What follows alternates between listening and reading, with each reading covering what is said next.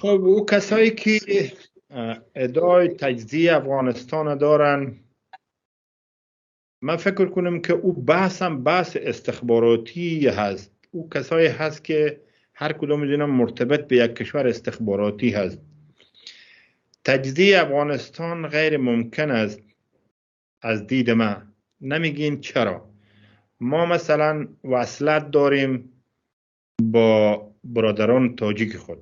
برادران تاجیک ما وصلت داره با برادران هزاری ما، برادران هزاری ما با ترکمن ما، برادران ترکمن ما با بلوچ، نورستانی، حماق، پشه‌ای. بنان ملت افغانستان بافت خورده هست. هرات در کابل آماده، کابل در پنشیر آماده، پنشیر به فرا آماده، نیمروز آماده رفته پکتیا.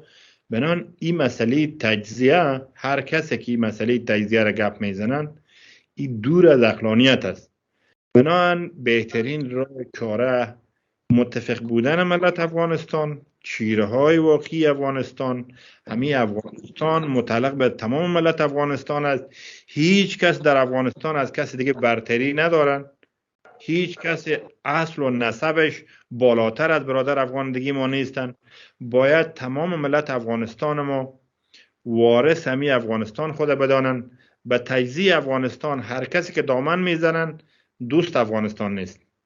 اما با موجودیت طالب هم زندگی در افغانستان امکان پذیر نیست.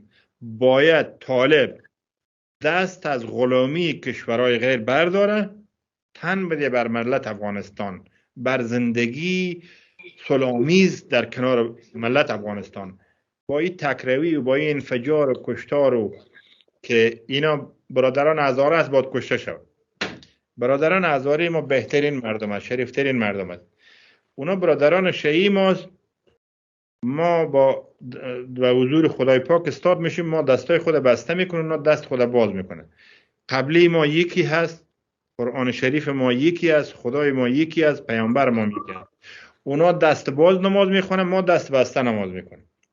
بنان هیچ نوع تفاوت وجود نداره. اونا مسلمان است، ما مسلمان هستیم. ما از برادران هزاری خود هیچ برتری نداریم. برادران هزاری ما از اکثرا برتری داره که اونا پی علم است، دانش است، فهم است، کار است. اونا هم قابل احترام است که در آینده بر افغانستان میتونه موثر واقع شد.